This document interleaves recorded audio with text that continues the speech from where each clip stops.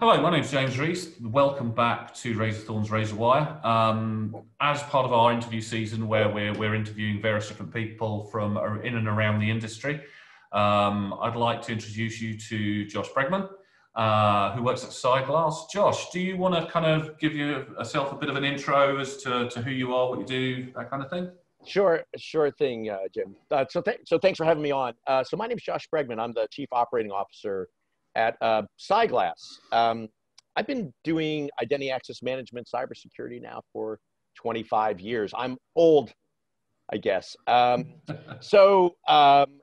started off as a software engineer and spent my first 10 years as a Java programmer and Java architect. Focused mainly on identity access management and working for a company called Netegrity, which was sort of early on in web single sign-on.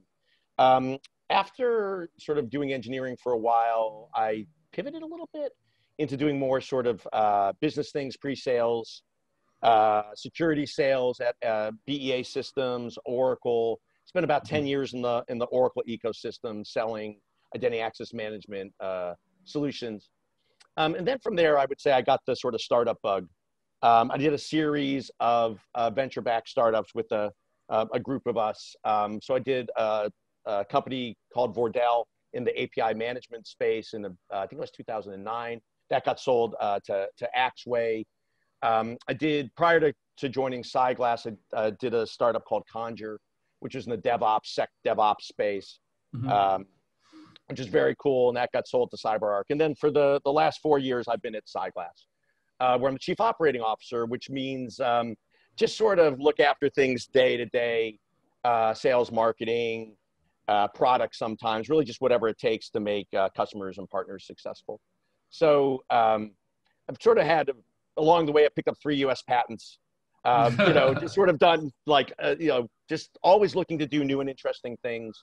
I think that's one of the really cool parts about cybersecurity is that there's always something new and interesting to learn, whether that's sort of on the technical side or really sales marketing side. So yeah, sort of what I've been up to for the last 25 years. Thanks for having me. No, absolutely. I mean, your career's very varied. I mean, mine was very much, I kind of got into IT. Yeah. From there, I kind of moved up through it was called IT security back then. That's how old it was. I mean, I'm 25 years in the game as well, and then kind of from there, kind of moved into consulting once I'd gone through the logical path. I mean, what made you get into security in the first place? I mean, what was that moment where you sat there and thought, you know what, this security game might actually be quite fun? This is one of those things where you're like, wow, with the benefit of hindsight. I started. It's a great question. So I started my career in 1995. I got a job with IBM in their global services, which was a very good job to get in 1995. 95. The economy was still not amazing, and they hired a very small number of people into their ISSC, which was their IT consulting group in gorgeous Poughkeepsie, New York. I did that for like 2 years until I kind of missed Boston, which is where I grew up. I moved back to Boston, and I got a job at GTE in the research lab, working on something called Super Pages, which is like so old right now, but it's like an online Yellow Pages, and it ran on like Silicon Graphics systems and Oracle database. It was like very, very advanced for 1996 or 97. And I just coincidentally there was working on the digital payments piece, which had cryptography. So it was called like CyberCash, which was some like Perl CGI something that was processing digital payments. And I was learning Java, which again, in 1997, that was like a big deal to know like Java programming. And so, and the sort of .com stuff was happening, and it was clear that GT and the Super Pages was a great job to have, but they weren't gonna, give us stock options, and they weren't gonna, do anything like that. And so I started interviewing, and I had one offer that was in some like search company because we're doing search stuff. And I got one offer at a company called Netegrity, which was the web single sign-on place. And it just, I think the search company offered me like $2,000 more or something. It was like, the heady days of like pre .com, and, where like $2,000 more was like a lot more dollars when you were like 25 years old. And I called Netegrity, the security company, back and was like, oh, I'm not coming because I got $2,000 more or something like that. And they were like, well, reconsider. We've got this computer for you. I remember I talked to my dad, and my dad wasn't as a software engineer. He was like, that's sort of how I got into computers. Mm-hmm. We had like an Apple II at my house when I was 6. And he said to me, he said, listen, you're young, so you don't know how stupid you're being. But like these people who offered you the job, like you got to go take the job. You can't it's not always going to be like this, Josh, where all these jobs are going to be flying at you. And like, you got to like that's your word. You told the Netegrity people that you were going to come. So it doesn't matter if this other place, offered you $2,000 more. Like you have to go. So basically that's how I wound up in security. I wound up at Netegrity basically because my dad was like, you told these, it wasn't like he had some great vision and was like, cybersecurity is going to be a great career. He's like, you told them you were going to go, so you should go. And so that was really how I got, as learning, because I knew Java then. What I was doing is I was integrating all of the web single sign-on technologies into the app server containers. So like BEA WebLogic Server and IBM WebSphere. I mean, again, I'm not sure any of these things exist anymore, but like that was like a big deal. The fact that we could get this web single sign-on capability into these Java containers. So that was, to be honest, that was really where I cut my teeth in security, because we were doing such interesting things. Netegrity was a fantastic company. It's where I met, the sort of trunk of my my cybersecurity network.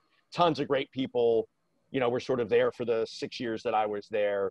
And that was really where I kind of cut my teeth on the sort of what I think are the sort of canons of sort of cybersecurity through the 6 years that I spent at Netegrity from, it was like 1997 to 2000 and to 2003, where Netegrity ultimately got bought by Computer Associates.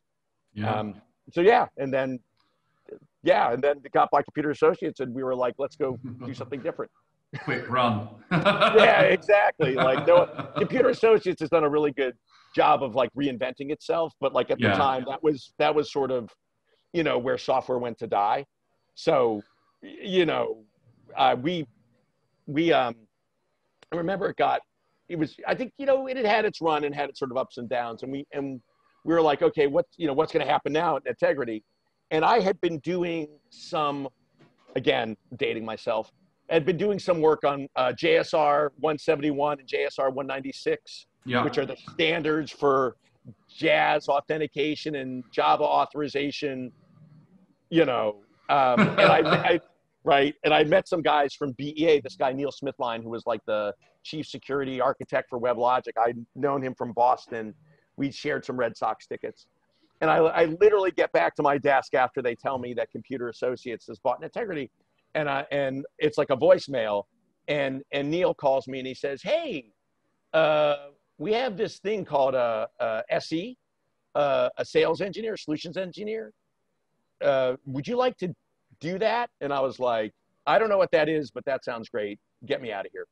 And like, that was basically it. That is sort of how I like transition from doing sort of more hardcore, product engineering into doing more sort of sales facing work. Was just it. I wish I could say there was some great plan, Jim, but it's sometimes these things just, you work with good people, you make good connections, and these opportunities just sort of, present themselves. So. You and I benefit from the fact that we kind of got into security very, very early on in the more modern kind of IT sort of side of things. The internet was still very, very new. Cripes, I remember, way, way back when I first got into it. We didn't have anything, have anything checking our mail and seeing what was going out and around. And well, back then it was certainly interesting if you went through anybody's email inboxes, what you would actually find. You're still muted, by the way. Yeah, no, I agree. I think about, I'm trying to remember what year this was. It was probably 2004-ish, where I was at BEA or Oracle sometime in there. Yeah. And there was like this CISO's conference in Boston, where I got like an opportunity to speak at, because I was doing some stuff at Oracle. And CISOs at the time were, I mean, it was like the nice lady who was the DBA. Yeah. Right. Because the most important thing in the business then was the Oracle database. Yeah. So the nice woman who was responsible for the Oracle database, when they're like, oh, we need someone to do information security, they're like, right. Linda, like, yeah. And it was, things were starting to get serious then. Mm-hmm. And you're just, I don't think there was a lot of resources for people to sort of learn. I think, there's so much information now on the internet. There's so many great sites, great videos. I think back then it was still, you can see some of the books behind me. You know what I mean? It's like, I think people were still buying books then. You know what I mean? Like if you wanted to like learn a thing, you would get a book. There was no like, let's go to YouTube and watch some videos I remember before Google, you had Ask Jeeves. You remember that? Yes, before. Listen, I remember, we'll go back a little bit. I remember in 1996 when I was at IBM. So first of all, that's token ring. Like they didn't have Ethernet in the offices. They had token ring. I remember that token ring. And, they'd give you access to this internet and you'd be like, what do you do? You know what I mean? It was like there was nothing there. Not only was there no Google, but it was all very academic, right? It was all like the University of Illinois and things like that. So I think it was much more sort of like where you worked and the people who you knew at work, and they had some set of experiences, right? In Boston, there's a lot of people who sort of came out of like, Data General and Prime Computing, these sort of like pretty big computer places. So that information sort of like, IBM. So the information sort of filtered down, but it was a really tricky thing to get experience in. And I think tricky things to find people who, kind of knew about it. The job I had at BEA was like the security specialist, right? So like it was myself and another guy, we split the US in half. And what we were basically doing was,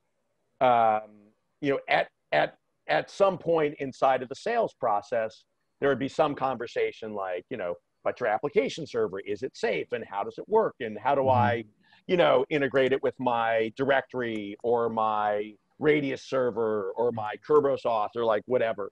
How do I configure SSL certificates? And so we were the team that were sort of brought in there to go help people do that. But it was still like pretty specialized knowledge, right? And I think to this day, a lot of that stuff, people interact with security every day, but there's very few people who want to do it like it. They like, when I remember I got an SSL certificate that one time. But if you ask people how those certificates actually work, like what a certificate authority is, like any of the sort of, people know very little bit about that stuff. And so we were sort of the experts there, and we were just providing this expertise out to customers. And I think the thing that was always very cool about that kind of about security is you actually get exposed to like tons of other things, right? Oh yeah, so, absolutely. Right, because it's in every part of the business. Well, this is it. I mean, but back then, it was predominantly IT. There was a little bit out there, maybe a little bit of physical if you were kind of helping run a data center or something like that. But on the whole, it was very IT centric. And then we kind of went through, a bit of a revolution when compliance first started getting really serious. All of a sudden it was about policies and procedures. And I remember back then, when you kind of went into meetings, people would look at you and it's like, oh God, it's the guy in the suit, The person in the suit come down to slap us on the wrist for telling us we're doing something wrong. And, infosec people had a really bad rap in many respects, because that kind of viewpoint, because like kind of here, as over in the States, maybe similar, you almost have anybody who would get into infosec, and quite commonly in certain places you get the person that nobody wanted. It's like, give them a job to do because we don't want to. Bob's a real pain in the ass. Like he'll be perfect. Put him in security, So when I first got into it, we had some really good infosec people who were kind of really knowledgeable, Yeah. mostly IT background. But nowadays, you know, it's so varied. I mean, you've got governance, you've still got those kind of IT aspects, you've got the security architectural stuff, which is always good and interesting, especially with cloud technology and the way it is now. I mean, back when I first got into this, it was one piece of tin, you know, and it took 4 of you to shove the HP ProLiant, you know, massive server into the rack. Now it's all virtual. So, you know, our view of security has had to really adapt from where it was back in sort of like the late 90s to where it is today. And of course now, you know, everything is connected, and our infosec people have had to really kind of fly by the seat of their pants for a lot of it. I think, you know, I was one of the first mail marshal engineers in this country, for Christ's sake. I mean, that's mail marshal. Do you remember that? That was one of the first. What is mail? Is that? It was a product that kind of filtered your email for dubious content. Is probably the best way to describe it, you know. And I remember in 1996. You're taking me down memory. In 1996 at IBM, we did a project for the Olympics. IBM was like the big the Atlanta Olympics in 1996, and we were building this like athlete to athlete postcard kind of application. And we had to come up with the regular expressions for the naughty words. Like engineers are just sitting there being like, okay, give me, you know, well, this is a family show, but you can imagine. Well, this is it. It's a different world now. I mean, you rarely ever see it now, you know. Every now and then something pops up, but I think, you know, we've got so much more control now over our technology. I mean, you're working, you know, for CyGlass, for Christ's sake. I mean, you know, you know more about what kind of stuff that you can do and what you need to do nowadays to secure environments compared to way back then, where, you know, cripes, you were lucky if you had a bit of email scanning, or I remember when bloody AV was important and expensive. Yeah, I mean, I just think, you know, a couple things, right? I mean, every business is a digital business now. Yeah. And you know, COVID has accelerated that. I mean, you know, not we fast forward, you know, many years now, but like everything that, you know, can be done remotely is done so. And so that just means there's no part of the business that isn't digital, and then therefore all the security consequences of that. So I mean, I think this is just the evolution of information technology. It's so central to all these businesses where, you know, where like you're talking about, IT was just IT, and then it just became the website, and then it was a couple applications, and now it's the whole company. And so it's just the information security problems they're not going away. One, they're becoming incredibly more complicated, to your point, as the sort of on-prem, the cloud, all this, you know, global systems. And then two, you know, sadly, the risks are just a lot higher, right? Because cyber criminals are out there doing like bad things like all the time. This is not just some like phantom, you know, or you know, some hypothetical thing that could happen to people. I mean, there are real problems that are happening to and not just like the biggest companies in the world, right? I mean, CyGlass is really focused, you know, even though I've done like a lot of enterprise, you know, big company stuff, you know, CyGlass for the last 4 years has been really focused on medium enterprise. And what you just, you know, and people think, well, you know, like I'm not a very big company. Like, why would they attack me? Yeah. Yeah. Well, and it actually turns out that the cyber criminals are quite clever, and they say, okay, well, pick, you know, make up, you know, HSBC, the biggest company in the world, you know, huge banks, got all these resources, huge information security teams, every tool under the sun. It's like, okay, well, I could go there, or like maybe this local firm, maybe they don't quite have the resources, maybe they don't have the sophisticated tools. I mean, it's really sinister when you think about it. It's sort of evil, but it's basically like you know, should I try to go break into Fort Knox, or should I, you know, rob the local, you know, ATM? And that's what a lot of these guys are doing. I mean, it's terrible.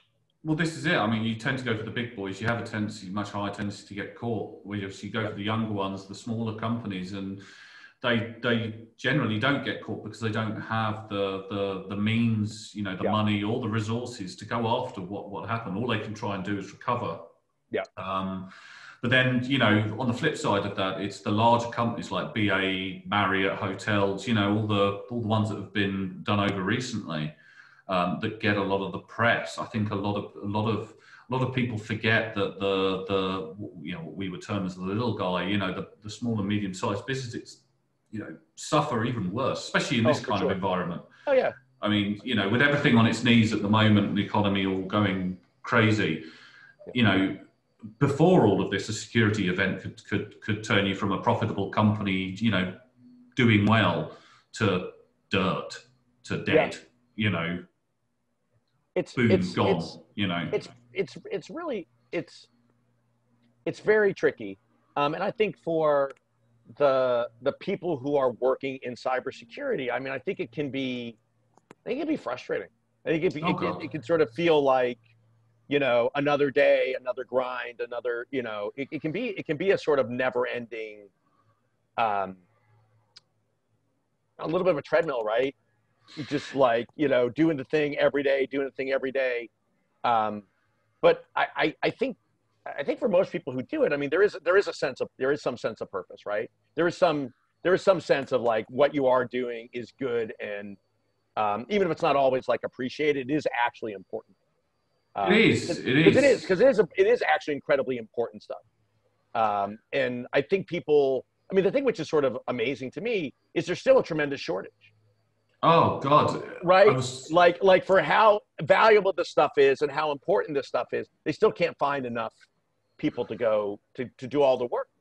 It's funny you should say that. I just finished recording a podcast on the lack of qualified infosec people in this game. I think, you know, one of the things that I've said to quite a few students and whatnot who reach out to me, because I get reached out to a lot, you know, asking sort of, you know, advice and to critique their theses, that kind of thing.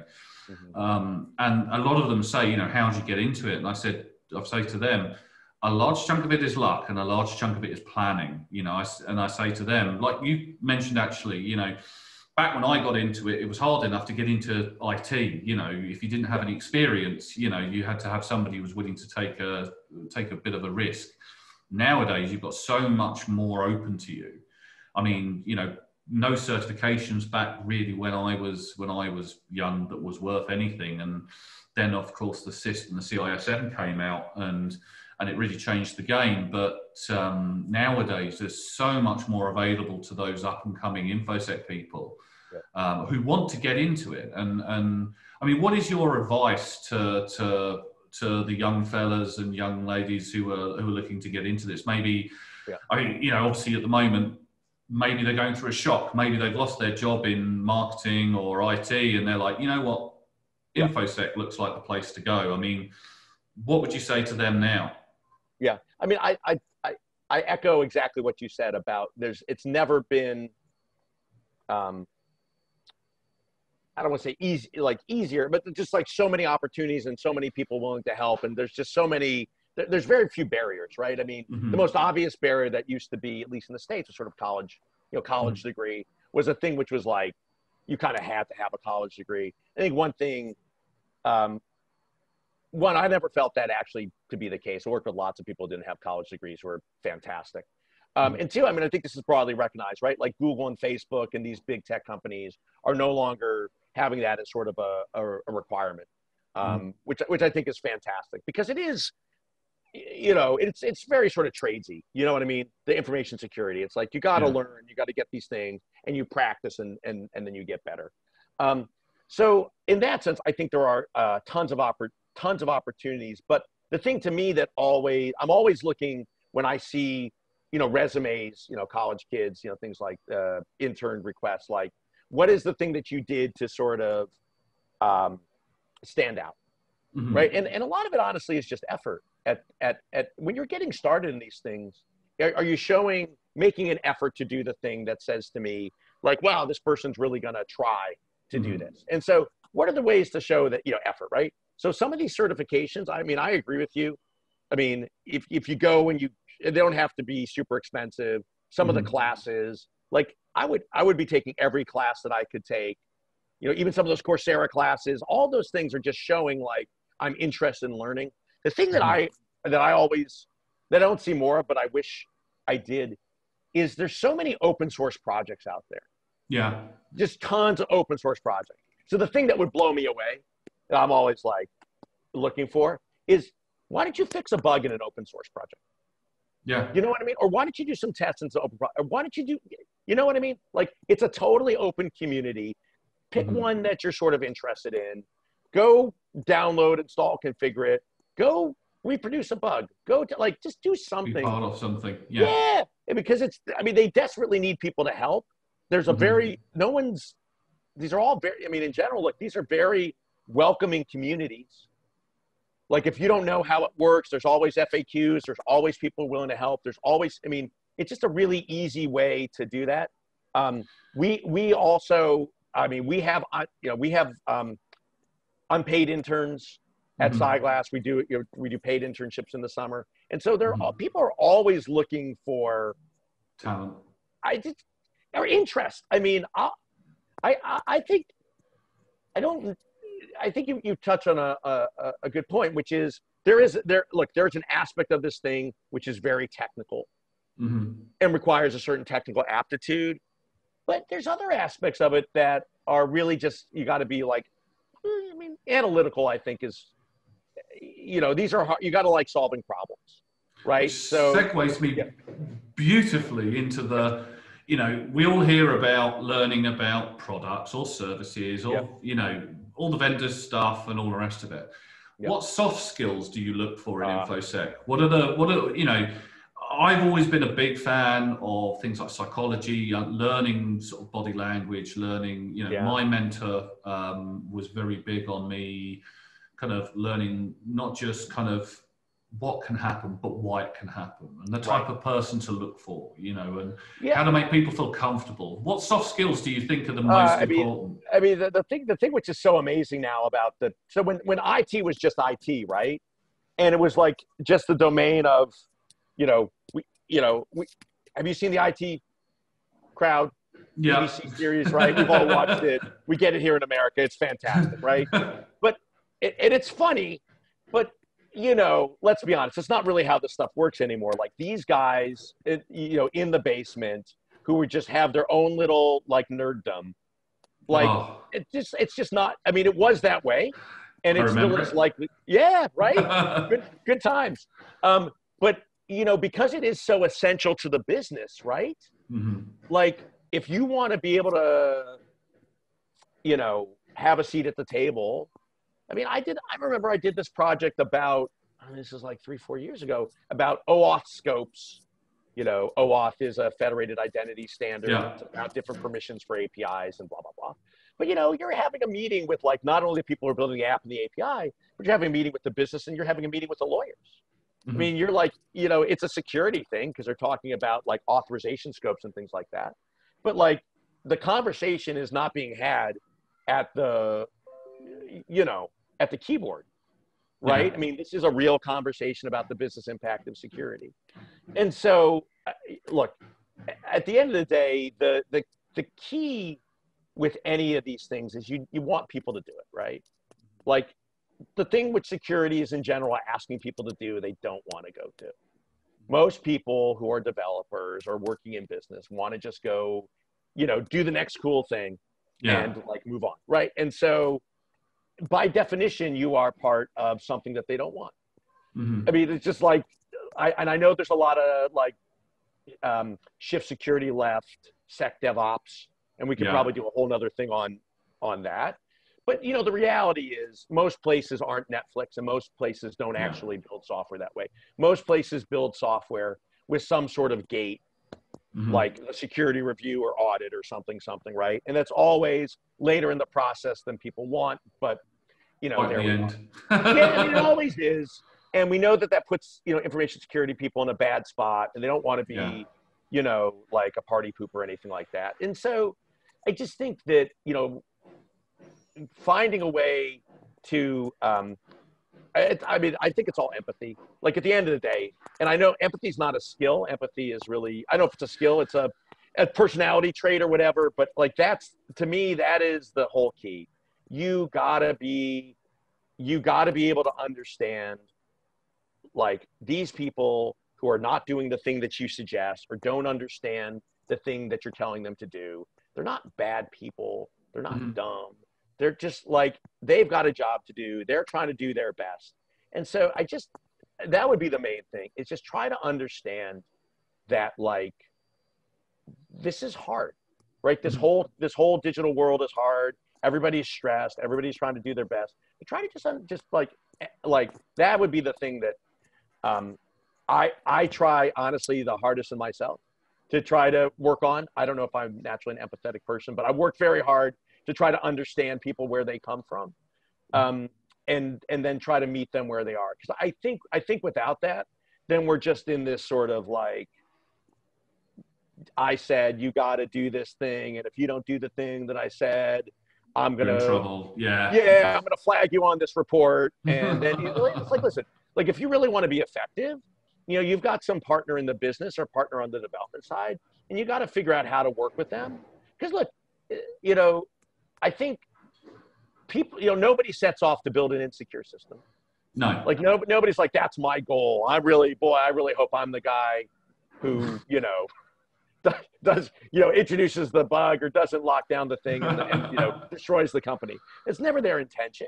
And so they may not understand. So I think being empathetic, I think being a good, you know, coach, you know, kind of like coaching and teaching people, like, because look, at the end of the day, there's always going to be more developer types or business types than there are going to be information security types. And so your goal there isn't to be the one, you know, I'm the only person who knows how this stuff works, and therefore I'm special, so you got to come to me because I'm, you know, I'm the special one. It's like, no. What you want to be doing is you want to be like teaching these other people like your crap, like here's what I did, and here's what I read, and here's what you should think about, and here's some, because at the end of the day, that's how this thing scales. I mean, that's what this like shifting security left is really all about, right? It's really, I mean, I don't know if people know what that means. Like basically, left means earlier in the development cycle, right? Yeah. Which means getting developers to adopt secure coding practices, getting them to take responsibility for security requirements, and not, you know, so, but you're only going to be able to do that if like, you're not, I mean, to be honest, like if you're not a jerk about it, right? Yeah. If you're just like, hey, Bob, I understand security stuff. It's scary. Like it was scary for me too. Maybe I could show you some things.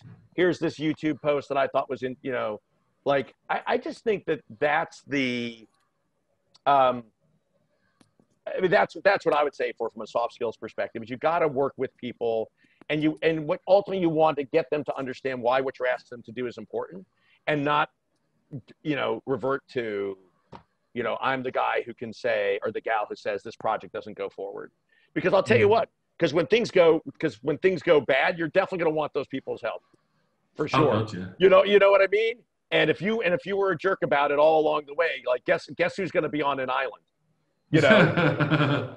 you know. So, and it's hard, and it is sort of a, but I guess what I would say is this sort of notion of the only people who can be sort of in the information security are like men, engineers, like just like zeros and ones is not true. Like, you know, empathy.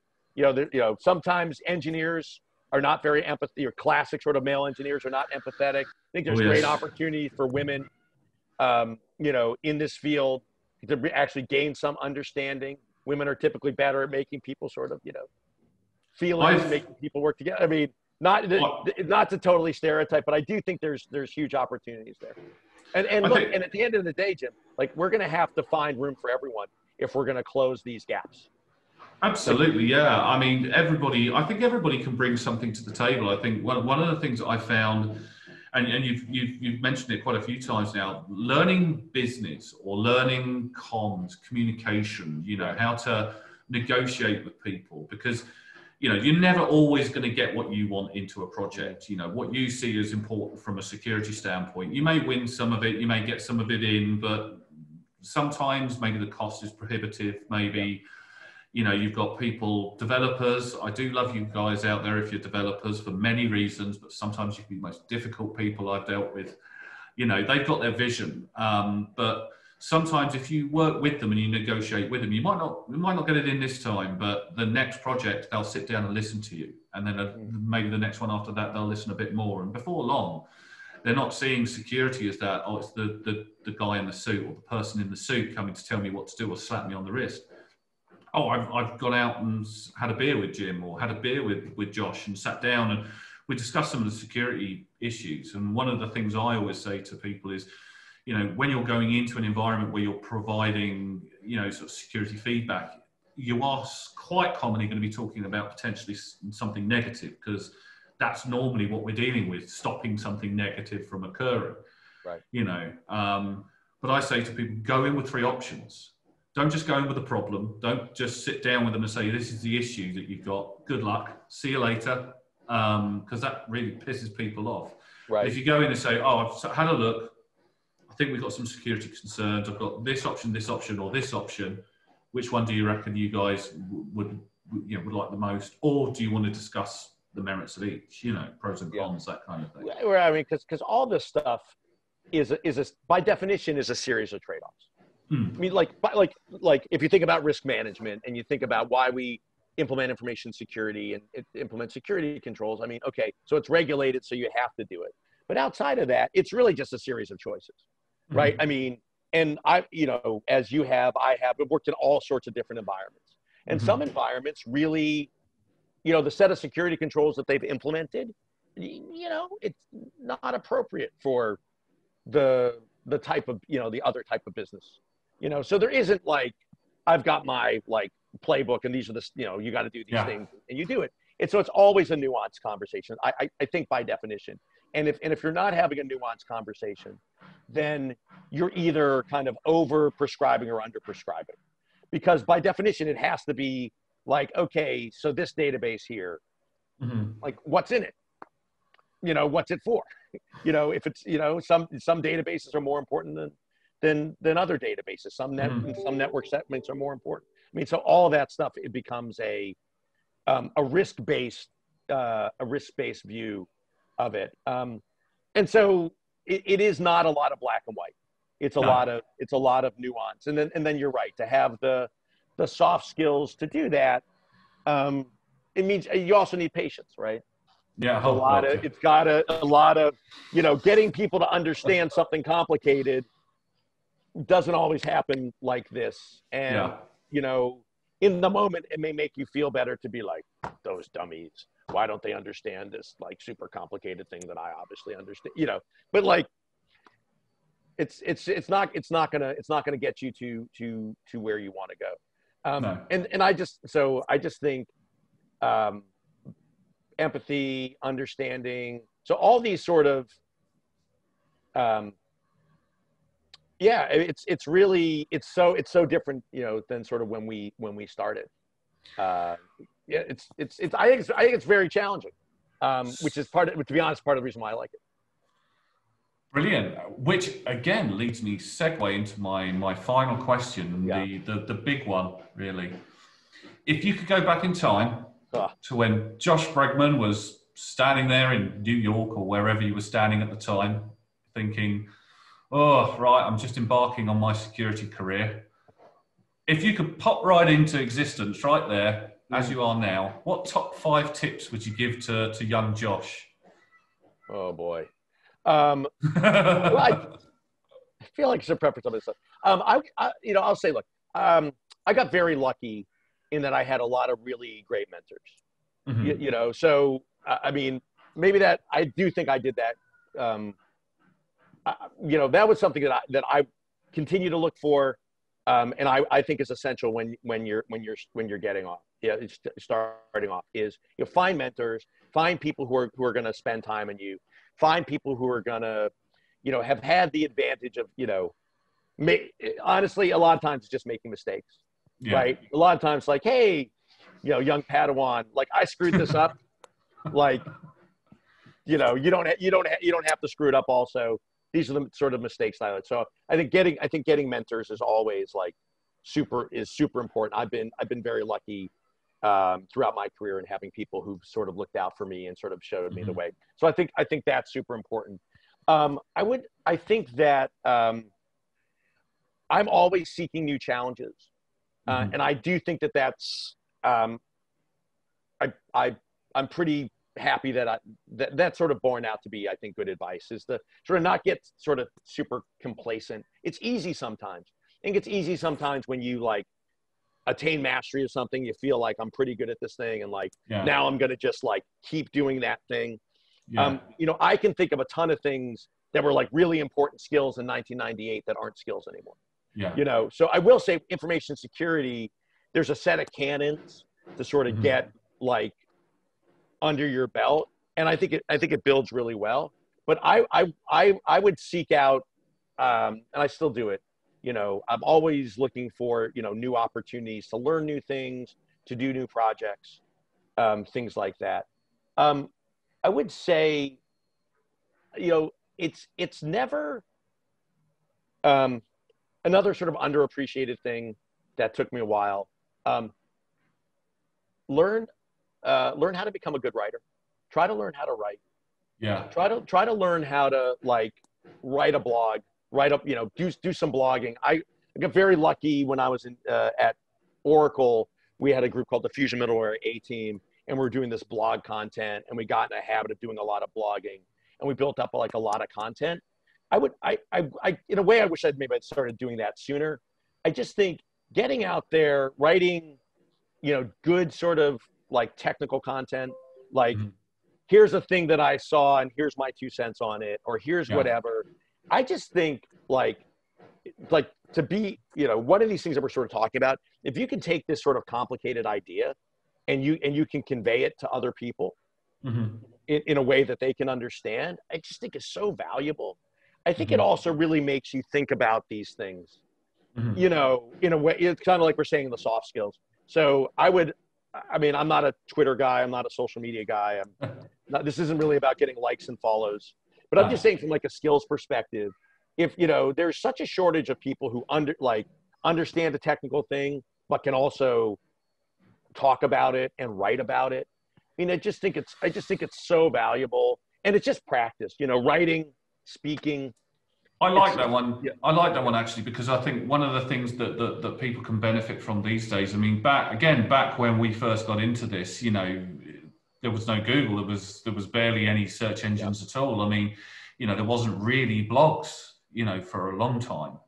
But now everybody, you know, if you're going to write something that matters, you know, there's so many people out there who can provide you with guidance that we never had back then. As you say, you know, we had to buy a book on it. You know, if you wanted to learn a programming language, you had to go and buy a bloody book, and then you had to try and you had to go through all the motions. You didn't really. Well, you had to get the DVD that had the samples. Like, man, that was like hard. I mean, so yeah, I think being able to sort of write, and I guess now, now in this COVID world, like this is a thing that you got to learn how to do too. You got to learn how to do these video things.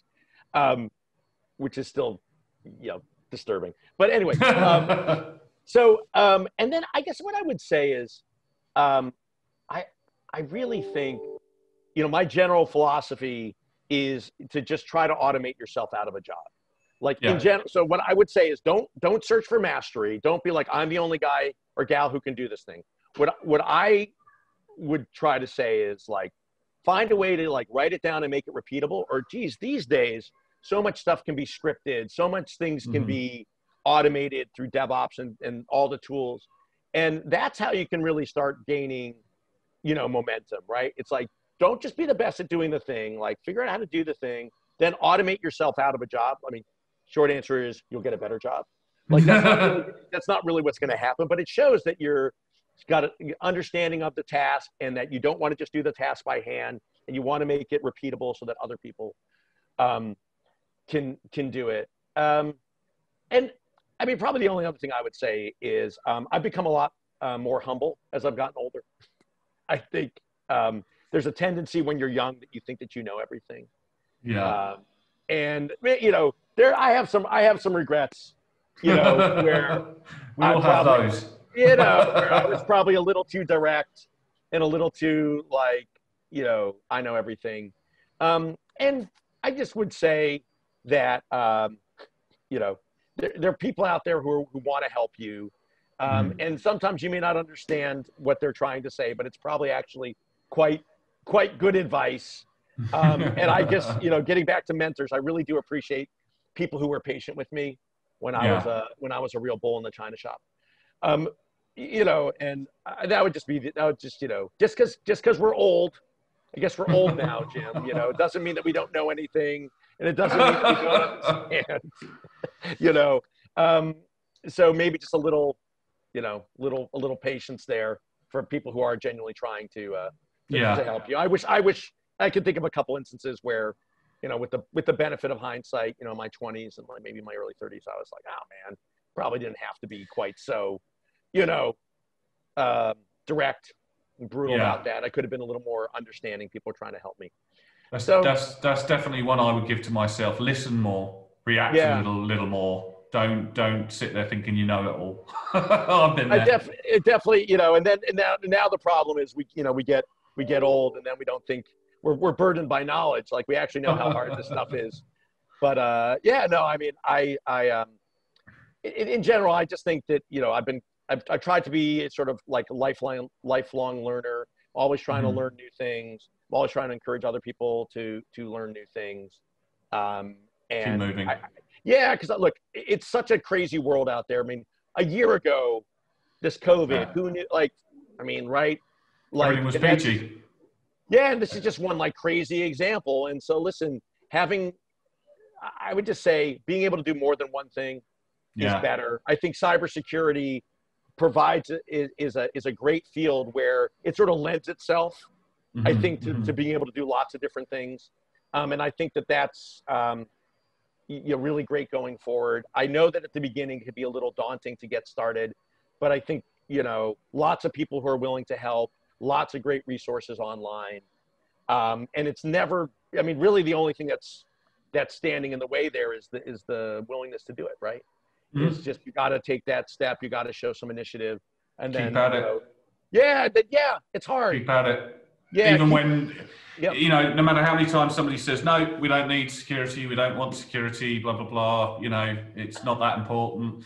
Just say, okay, that's fine, not a problem. One day you'll come back, and on that day, I won't say I told you. I will just help you work through the problem. I will be empathetic, and I'll be understanding, and I'll say, I understand that you're that at that time, you know, the on your beer and we'll get it done. Right. I mean, let's be honest. I told you, you know, you're a business guy. The "I told you" show is not. It's not a great sales technique. No. It's like, hey, this is hard. We're all in it together. I'm happy to help, and you know, we'll just do better. We'll just do better next time. We'll work the problem. Yeah. Okay. Fantastic. All right, Josh. Well, I think time's up now. So thank you ever so much for coming on the channel and being a part of it. If anybody's got any questions, are you happy for me to forward them over to you? Yeah, absolutely. You know, Jim will share my email. I'm on LinkedIn. Always happy to connect and help any way that I can. Fantastic. Right. Well, thank you all again for watching. Again, this is Razorwire. Please feel free to subscribe down below and press the little bell button so you get the notifications. If you want to get in touch with us about any content that you may want us to cover, or anybody you want us to get back on the show, like Josh, or you know, maybe to cover in a bit more depth some of the aspects that you find most interesting about infosec, please feel free to leave a comment or email us below, and we'll do whatever you guys want us to do. Okay.